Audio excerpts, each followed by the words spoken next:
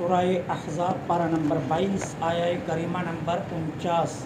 نحمدہ ونصلی ونسلم علی رسولہ الکریم، اما بعد فاعوذ باللہ من الشیطان الرجیم، بسم اللہ الرحمن الرحیم۔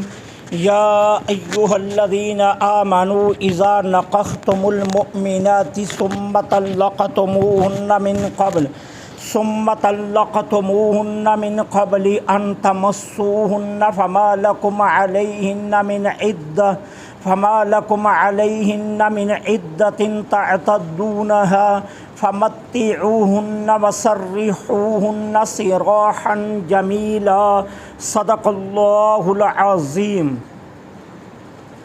یا ایہا الذین آمنوا، اے ایمان والو، اذا جب نکحتم المؤمنات، تم مومن عورت سے نکاح کرو، ثم پھر طلقتموہن، تم طلاق دو ان کو، من قبل پہلے اس کے، ان تمسوہن کہ تم ہاتھ لگاؤ ان کو، فما لکم پس نہیں ہے تمہارے لیے، علیہن ان پر، من عدت کوئی عدت، تعتدونہا جس کو وہ شمار کریں، فمتعوہن پس انہیں دو کچھ متاع یا مال، وسرحوہن اور انہیں رخصت کر دو، سراحا جمیلا خوبصورت طریقے کے ساتھ۔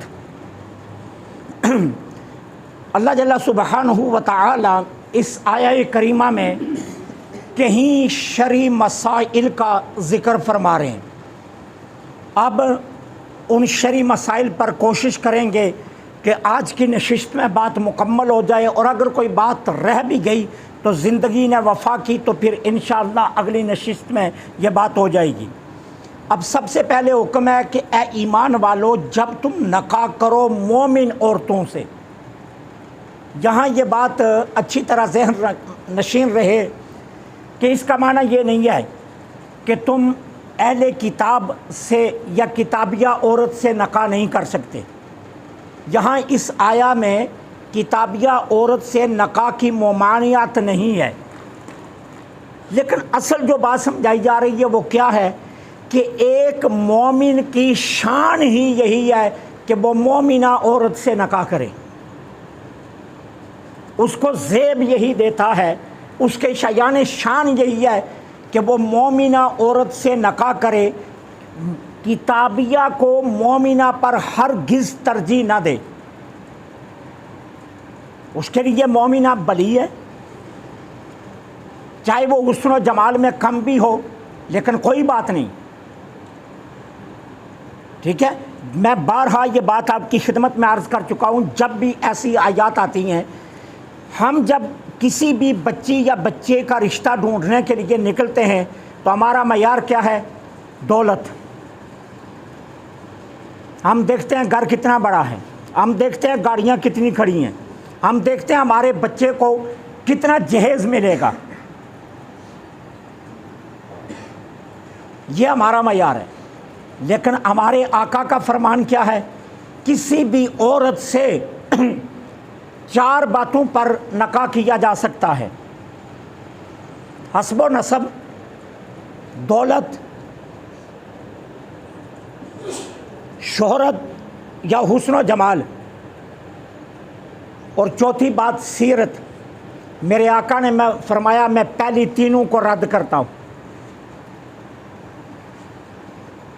میں پہلی تینوں کو رد کرتا ہوں، اور میں تمہیں حکم دیتا ہوں کہ تم نکاح کے لیے سیرت کو دیکھو، صورت کو مت دیکھو، حسب و نسب کو مت دیکھو، حسن و جمال کو مت دیکھو، دولت کو مت دیکھو۔ اب میں آپ سے پوچھتا ہوں بحیثیت مسلمان، جب ہم اپنے نبی کی مخالفت کریں گے تو ہمارے گھروں میں سکون کیسے آ سکتا ہے؟ ہم کیوں یہ سوچتے ہیں کہ ہمارے گھروں میں سکون کیوں نہیں آ رہا؟ ہم کبھی بھی سیرت کو ترجیح نہیں دیتے۔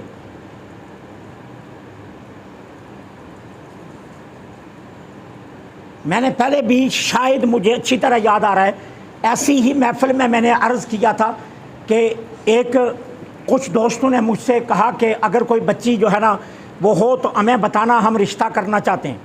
تو میں انہیں ایک گھر میں لے کر گیا اور میں خود ساتھ گیا، تو انہوں نے رشتے کو رد کر دیا. بچی MSc تھی، بڑا اچھا گھر تھا، بڑے اچھے نیک لوگ تھے. تو میں نے ان سے پوچھا کیوں آپ نے رد کیا؟ تو ظاہر ہے جب وہ رشتہ دیکھنے کے لیے آئے تو وہ لڑکے کی بہن تھی، اس کی والدہ تھی، اس کے کوئی ایک کزن تھے، کوئی اس طرح کے عزیز تھے. تو وہ بچی جب ان مہمانوں کے سامنے پانی لے کر آئی تو اس نے نقاب پہنا ہوا تھا، تو انہوں نے کہا ہمیں یہ نقاب پسند نہیں ہے. بچی کا رشتہ رد کیا جا رہا ہے نقاب کی وجہ سے کہ یہ اس نے نقاب کیوں پہن رکھا تھا، اس نے پردہ کیوں کیا، لہٰذا ہمیں نہیں پسند. تو میں نے کہا آپ کا معیار کیا ہے؟ تو کہنا کہ ہمارا معیار تو یہ ہے کہ جو ہمارے بیٹے کے ساتھ بنا دوپٹے کے چل سکے.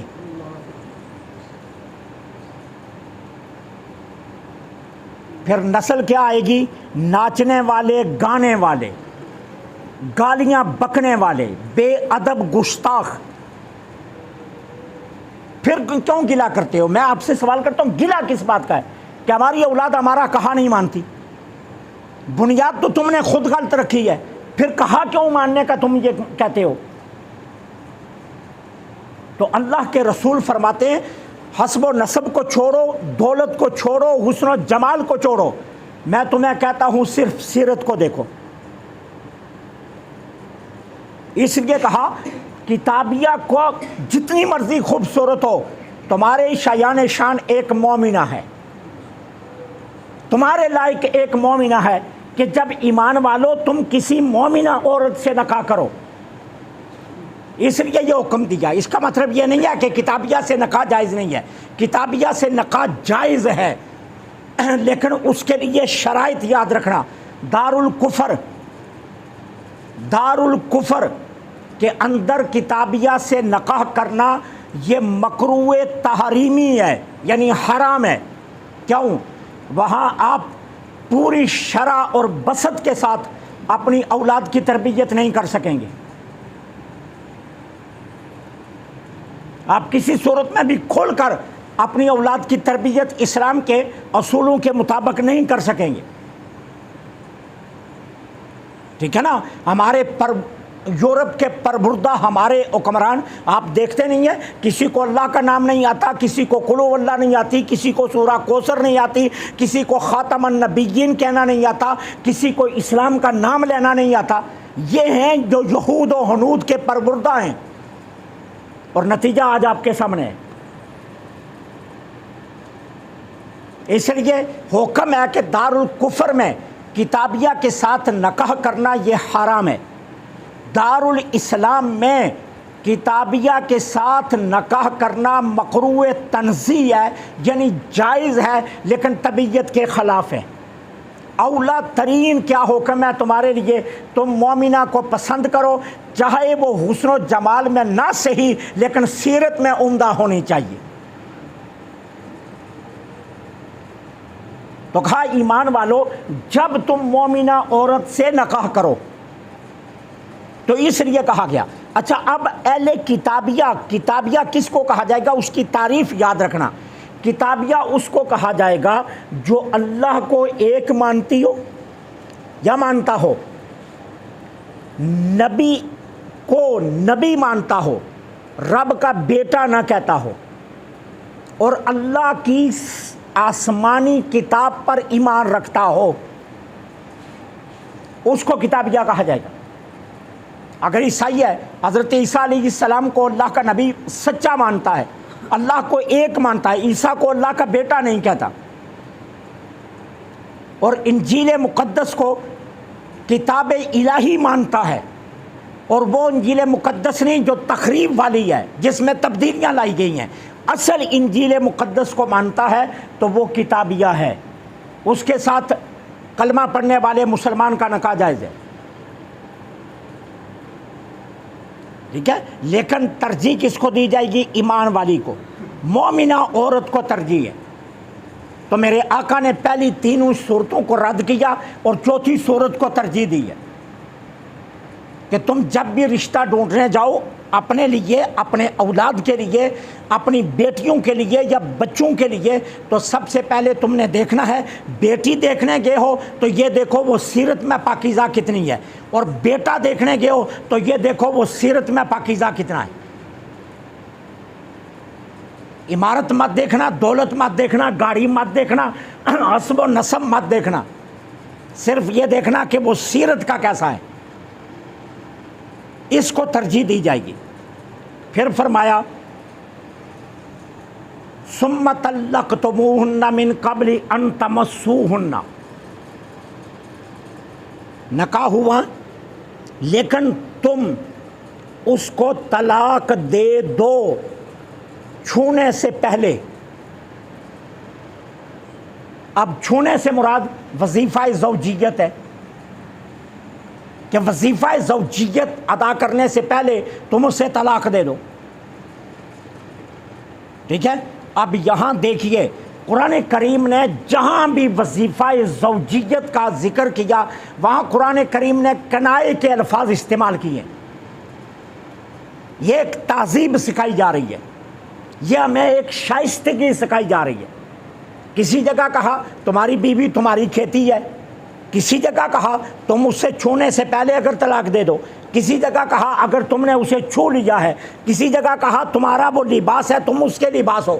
کنائے کے لفظ، اشارے کے لفظ استعمال کیے، اور اس وظیفے کے لیے قرآن کریم نے کھل کر کوئی لفظ نہیں بولا۔ کیوں؟ یہ شائستگی سکھائی گئی ہے کہ دیکھو تمہارا تعلق امام الانبیاء کی امت کے ساتھ ہے، تمہارے رویے شائستہ ہونے چاہیے، تم اپنی گفتگو سے پہچانے جاؤ کہ تم رسول اللہ کے غلام ہو۔ قرآن تمہیں یہ ادب سکھا رہا ہے کہ یہ لفظ تمہاری زبان پر نہیں آنا چاہیے۔ اگر کبھی تم اپنی مجالس میں بھی میاں بیوی کے رشتے کا تعلق جو خاص ہے، تنہائی کا تعلق، اس کو بیان کرنے لگو تو تم ہمیشہ کنائے کے لفظ استعمال کرنا، صریح لفظ مت استعمال کرنا۔ شائستگی کا تقاضا یہ ہے، تہذیب کا تقاضا یہی ہے، ادب کا تقاضا یہی ہے کہ تم وہ الفاظ بولو جو شائستہ ہوں۔ یہ تمہاری شخصیت کو نکھاریں گے، تمہارے کردار کی گواہی دیں گے، تمہارے علم کی گواہی دیں گے، تمہارے اخلاق کی گواہی دیں گے۔ اس لیے ایسا لفظ مت زبان پر لانا جو اتنا واضح ہو کہ جس کی وجہ سے تمہاری اپنی آنکھیں بھی شرم سے جھک جائیں۔ تو اس لیے کہا من قبل ان تمسوہن، کہ اگر تم نے اس کو طلاق دے دی چھونے سے پہلے۔ چھونے سے مراد یہاں وظیفہ زوجیت ہے۔ اب اس پر جو مسائل بیٹھتے ہیں، جو شریعت کے مسائل واضح ہوتے ہیں، جو فقہاء کرام نے یہاں سے مسائل اخذ کیے، وہ چند ایک میں آپ کی خدمت میں عرض کر دیتا ہوں۔ سب سے پہلا سوال یہ اٹھتا ہے کہ کیا اجنبیہ کے لیے طلاق کو معلق کرنا، تعلیقاً طلاق دینا، اس سے طلاق واقع ہو جائے گی یا نہیں؟ مثال کے طور پر ایک شخص کہتا ہے فلاں عورت جو اس کی بیوی نہیں ہے، جو اس کی بیوی نہیں ہے، جس سے اس کا نکاح نہیں ہوا، فلاں عورت کو میں نے طلاق دی، تو تمام فقہاء کے نزدیک اس سے طلاق نہیں ہوگی۔ اب اس کا دوسرا رخ، اگر ایک شخص کہتا ہے کہ اگر فلاں عورت سے میرا نکاح ہو گیا تو اس کو طلاق، نکاح ہو گیا تو طلاق۔ اب جمہور فقہاء کہتے ہیں کہ اگر اس عورت کے ساتھ اس بندے کا نکاح ہو گیا تو طلاق نہیں ہوگی، لیکن امام اعظم ابو حنیفہ رضی اللہ تعالی عنہ فرماتے ہیں اگر اس کے ساتھ نکاح ہو گیا تو طلاق ہو جائے گی۔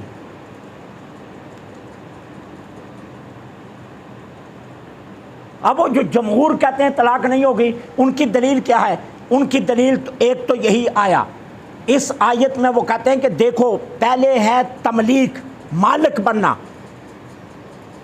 قرآن نے پہلے تملیک بیان کی ہے کہ جب تم کسی عورت کے مالک بن جاؤ تو پھر طلاق واقع ہوگی۔ کیوں؟ قرآن نے کہا اے ایمان والو جب تم کسی مومنہ سے نکاح کر لو پھر اسے طلاق دو۔ تو وہ کہتے ہیں پہلے تمہارے نکاح میں آئے گی پھر طلاق ہوگی، اور ابھی ایک نکاح میں آئی نہیں ہے، اور تم کہتے ہو اگر نکاح ہو گیا تو اس کو طلاق ہوگی، تو اس لیے اس کو طلاق نہیں ہو سکتی۔ دوسری دلیل وہ یہ دیتے ہیں کہ حضرت عمر بن شعیب اپنے والد سے، وہ اپنے دادا سے روایت کرتے ہیں، جس کو امام ترمذی نے ترمذی شریف میں اس حدیث کو نقل کیا اور کہا یہ حدیث حسن ہے، یعنی صحیح ہے۔ وہ الفاظ کیا ہیں؟ آقا کریم علیہ الصلاۃ والسلام نے فرمایا ابن آدم جس چیز کا مالک نہیں ہے اس میں اس کی نظر صحیح نہیں ہے۔ اب مثال، جس غلام کا وہ مالک نہیں ہے، اگر وہ کہتا ہے میں اس غلام کو آزاد کرتا ہوں تو وہ آزاد نہیں ہوگا، کیونکہ یہ اس کا مالک ہی نہیں ہے۔ اسی طرح کہتا ہے کہ میں فلاں عورت کو طلاق، تو وہ چونکہ یہ اس کا مالک نہیں ہے لہذا طلاق نہیں ہوگی۔ یہ ہے جمہور کا مذہب۔ اب امام اعظم ابو حنیفہ فرماتے ہیں کہ یہ دونوں دلیلیں ہمارے قول کو تب رد کر سکتی ہیں جب ہم یہ کہیں کہ فلاں عورت کو طلاق، فلاں عورت کو طلاق، تو پھر تو طلاق واقع نہیں ہوگی۔ امام صاحب فرماتے ہیں یہ دو دلیلیں تب بنتی ہیں۔ امام صاحب فرماتے ہیں ہمارا قول کیا ہے کہ اگر فلاں عورت سے میرا نکاح ہو گیا تو اس کو طلاق، اب پہلے نکاح ہوگا تو پھر طلاق ہوگی، تو امام صاحب فرماتے ہیں جب ملکیت ثابت ہو گئی تو طلاق اپنے آپ واقع ہو جائے گی۔ اور حضور نے کیا فرمایا؟ جہاں ملکیت ثابت نہ ہو وہاں نظر نہیں ہے، تو سرکار نے بھی تو ملکیت پہلے ثابت کرنے کا حکم دیا۔ تو امام صاحب فرماتے ہیں جب نکاح ہو گیا، ملکیت ہو گئی، اب طلاق واقع ہو جائے گی۔ لہٰذا یہ جو دلیلیں آپ دیتے ہو یہ دلیلیں امام صاحب فرماتے ہیں میرے قول کو رد نہیں کریں گی۔ اب امام صاحب اس کے مقابلے میں ایک پہلی دلیل قرآن سے دیتے ہیں۔ دیکھیے قرآن میں ہے کہ جب حضرت مریم جو حضرت عیسیٰ علیہ السلام کی والدہ ہیں، ان کے والد حضرت عمران نے کیا کہا کہ جو میری بیوی کے پیٹ میں ہے، اور حضرت مریم کی ماں نے کیا کہا جو میرے پیٹ میں ہے اے اللہ اس کو میں خالص تیری نظر کرتی ہوں یا کرتا ہوں۔ قرآن کریم میں ہے اذ قالت امرأۃ عمران ربی انی نذرت لک ما فی بطنی محررا فتقبل منی، ٹھیک ہے۔ اب وہ پیٹ میں تھا، ابھی تو بچہ پیدا نہیں ہوا، ابھی ان کی ملکیت میں نہیں آیا، ابھی پتہ نہیں ہے لڑکا ہے یا لڑکی ہے، پتہ ہی نہیں ہے، ابھی پیٹ میں بچے کے اثرات ظاہر ہوئے تو انہوں نے نظر مان لی، تو ملکیت سے پہلے نظر مانی۔ اب جب کیا ہوا بچہ پیدا ہو گیا تو نظر مانی تھی کس کی؟ کہ جو پیٹ میں ہے۔ اب خیال کیا تھا کہ یہ لڑکا ہوگا، ہمیں اسے بیت المقدس کے لیے وقف کر دیں گے، لیکن وہ لڑکے کے بجائے لڑکی پیدا ہوئی، حضرت مریم کی اماں وہ پیدا ہو گئی، یعنی حضرت مریم پیدا ہوئی، حضرت مریم کی اماں سے حضرت مریم پیدا ہوئی۔ اب جب حضرت مریم پیدا ہوئی تو اب نظر پوری کرنی پڑی، لہٰذا انہوں نے حضرت مریم کو بیت المقدس کی خدمت کے لیے وقف کیا، جو بعد میں جناب عیسیٰ کی اماں بنی۔ تو امام صاحب فرماتے ہیں جب قرآن سے ثابت ہے کہ ملکیت سے پہلے جو نظر مانی گئی وہ نظر پوری کرنی پڑی، تو یہاں بھی نکاح سے پہلے اگر کسی عورت کو کہا کہ اگر اس عورت سے میرا نکاح ہو گیا تو طلاق ہے، تو پھر طلاق واقع ہو جائے گی۔ لہٰذا یہ پہلی دلیل۔ امام صاحب کی دوسری دلیل کیا ہے؟ امام صاحب فرماتے ہیں کہ ایک شخص حضرت عمر بن خطاب رضی اللہ تعالیٰ عنہ کی خدمت میں آیا اور اس نے کہا جی میں نے کہا ہے کہ اگر فلاں عورت سے میرا نکاح ہو گیا تو اس کو طلاق، آپ بتائیے کیا حکم ہے؟ تو آپ نے فرمایا جو تو نے کہا وہ ہو جائے گا۔ اب امام زہری کی خدمت میں ایک شخص آیا، اس نے کہا جی کہ میں نے کہا ہے کہ فلاں عورت سے اگر میرا نکاح ہو گیا تو اس کو 3 طلاقیں، اب مجھے بتائیے کیا حکم ہے؟ تو امام زہری نے فرمایا تیرا اس سے نکاح ہو گیا؟ اس نے کہا جی ہو گیا۔ فرمایا اس کو طلاقیں ہو گئی۔ اب امام شافعی علیہ الرحمہ کی خدمت میں ایک شخص آیا، اس نے آ کر عرض کیا حضور میں نے اپنی بیوی سے کہا ہے کہ میں تیرے اوپر جس عورت کو بھی لاؤں اس کو طلاق، اب مجھے بتائیے حکم کیا ہے؟ فرمایا اب جس عورت سے بھی تو اپنی اس عورت کی موجودگی میں نکاح کرے گا اس عورت کو طلاق ہو جائے گی۔ اب امام صاحب فرماتے ہیں ان تمام، حضرت عمر بن خطاب نے بھی، امام زہری نے بھی، امام شافعی نے بھی جو فتویٰ دیا وہ اس قول کے مطابق ہے، اور قرآن کریم بھی گواہی دے رہا ہے کہ عورت کی طلاق کو، اگر اجنبیہ عورت کی طلاق کو تعلیق کیا، معلق کیا، شرط کے ساتھ رکھا، تو جب شرط پائی جائے گی طلاق واقع ہو جائے گی۔ لہٰذا تعلیق کرنا طلاق کو، اس سے طلاق واقع ہو جائے گی۔ آپ یہ نہیں کہہ سکتے کہ طلاق واقع نہیں ہوگی۔ تو یہاں بھی اللہ تعالیٰ نے فرمایا کہ اے ایمان والو کہ جب تم کسی عورت سے نکاح کرو اور پھر چھونے سے پہلے اس کو طلاق دے دو، چھونے سے پہلے اسے کیا کرو؟ طلاق دے دو۔ عورت گھر بیٹھی ہے، آپ نے نکاح کر لیا، ابھی رخصتی کی تاریخ بھی مقرر نہیں ہوئی، ابھی رخصتی ہوئی نہیں ہے، وہ آپ کے گھر نہیں آئی ہے، صرف نکاح ہوا ہے، اور چاہے نکاح وہ شریعت کے مطابق ہوا، لو رجسٹر ہوا یا نان رجسٹر ہے، دونوں صورتوں میں آپ اسے طلاق دیں گے تو طلاق ہو جائے گی۔ یا کسی اجنبیہ عورت کی طلاق کو آپ تعلیق کریں گے، مشروط کریں گے کہ اگر اس عورت سے میرا نکاح ہو گیا تو اس کو طلاق، تو جب بھی زندگی میں اس عورت کے ساتھ آپ کا نکاح ہوگا، آپ زبان سے بولیں یا نہ بولیں، نکاح کے فوراً بعد وہ طلاق واقع ہو جائے گی۔